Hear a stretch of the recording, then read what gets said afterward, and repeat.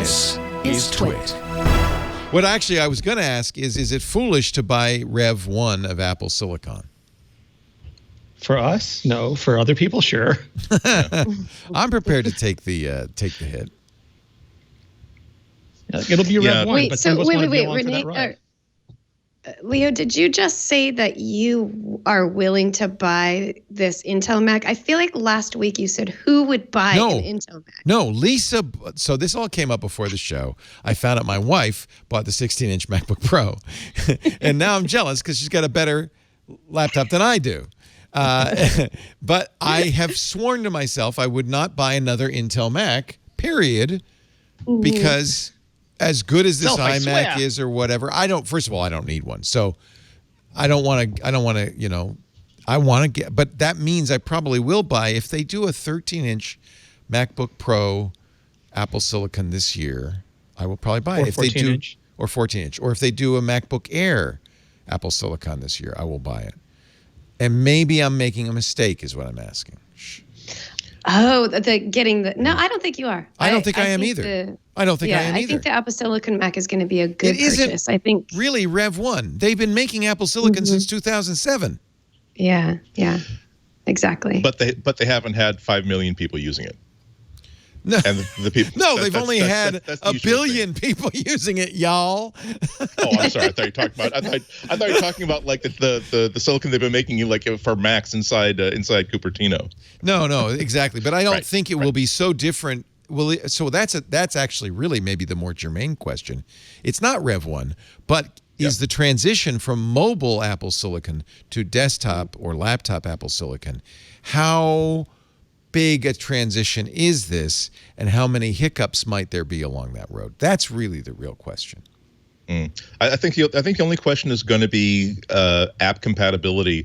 Like if you're using older apps that a lot of us have favorite utilities and favorite little apps that was the pet project of somebody until about 3 or 4 years ago, and it'll still run, but it'll run under emulation. Whereas like BB Edit on day one, that bare bones click the button in Rich is going to make it work. Yeah, exactly. You click the button in Xcode. So yes, by all means, please do make my app run really well on Apple Silicon. So I think that it'll be, if you have an app that you rely on day to day, and you know that it's been upgraded for Apple Silicon, I might hold off for a month just to make sure that the first penguin off the ice floe doesn't get eaten. But I wouldn't worry about it. As far as for instance, like for a MacBook in my own use, my MacBook, I wouldn't hesitate to upgrade to Apple Silicon almost immediately. For my desktop, where I do have a lot of like open source projects that are 3 or 4 years old, one utility that's 5 years old that I really like, but again, probably some high schooler punched it out in about 6 weeks and then moved on. That remains to be seen how well those apps are going to work in an emulated environment. But yeah, I mean, this for me, the sweet spot has always been a battery-powered Mac running Apple Silicon. So I absolutely wouldn't. If Apple, one of the many colorful rainbow of rumors that are out here is that not only are we going to see a new MacBook nothing under Apple Silicon, but it's going to be super, super crazy cheap as far as MacBooks go. And if that were to pan out, if there were to be like an $800 or $900 MacBook, I would be on it like a fly on a ship. So you raised an interesting thing. So Rich Siegel could flip that switch on Xcode, but for all we know, there's stuff he's doing in BB Edit that for one reason or another just won't translate. That's the real risk. It's not like that he's not going to know, flip that switch. It's that there are capabilities that for some reason are not supported in Apple Silicon. I think you're not going to see bugs, right? Because like I said, this is not a Rev A. I think this is what the developer kit that Apple is offering. I think that's the thing that will take care of that, so that while developers are actually transitioning to Apple Silicon, this little kit will just allow the translation of the language. So again, I don't think that's going to be an issue. I think if anything, we'll start to see the issue a year or two from now when these developers haven't done their due diligence to update to Apple Silicon. Here would be the showstoppers, and it's not even a showstopper, but if Chrome doesn't work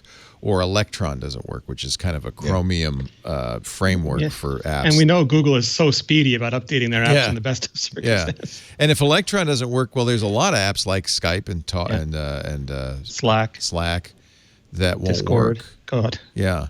So that could be not a showstopper, but it could be a cause for the pause. Yeah. Although Chrome has worked on ARM for years. I mean, there'd be no excuse not to I just can't see a world where Chrome doesn't work on ARM. Yeah. These days, and somebody's saying this in the chat room, Apple Silicon in the chat room, which is different. It's a different thing. I do not think that word means what you think it means. But anyway, says that no one really is programming to the hardware these days or the system architecture anymore. You're not writing code. But Intel kind of asked people sometimes to do things that were kind of not so nice to take advantage of the processor. So I wonder. Well, Apple is sometimes the same thing. One of the consistent complaints I keep getting from developers is that they've had code that works absolutely perfectly and reliably, and it's at the heart of the way that their app works. And Apple, without being able to tell them that we have a titanic change planned in 2020, or rather, we're going to be switching to Apple Silicon at some point. We don't know when, but that could happen at any moment. Please swap out this old code you're using, and the resistance to upgrading that software is that, hey, look, we had this amazing idea for version 9 of our app to expand it, to make it much more functional, to add features that our users have been asking for time and time again, and you're telling us that we should stop all that and instead devote the next 2 months of our time to just making sure that we can follow a mouse cursor again, because you're telling us that the way that you've told us in the past and the way that you've approved it for the App Store no longer has been deprecated, and you're not going to approve this for the App Store if we have our mouse cursor working this way forevermore. Right. So that's the sort of stuff that can bite people in the butt. And to be fair, it's hard to balance Apple's need to keep developers informed of things they absolutely need to do in order to make a transition like this painless, without being able to tell them a transition like this is coming up. So yes, you are definitely going to want to pull all of your resources into changing your code so that this old piece of deprecated code doesn't work anymore. Those are the little sort of side cases that are going to bite a lot of people in the butt, and those are the sort of things that those are the reasons why I would wait a month. Not because I think that the hardware is going to fail, but because that's when you're going to find out that, okay, Andy, but your favorite CD ripper is no longer going to work because it's older code. It doesn't, it's either not going to work or it's going to work in emulation and now have a performance that maybe you're not going to like. Be aware of that before you plunk down $2,000 for a Pro model. Although, to be fair, that's what happened when a lot of people upgraded to Catalina. True. So we might have already gone through that pain. If it were my only Mac, I would absolutely maybe hesitate. But I'm going to have a desktop. Well, just keep your old one. Yeah, I'm going to keep my iMac Pro, and I have a MacBook Air on Intel. Yeah. I'm really waiting to.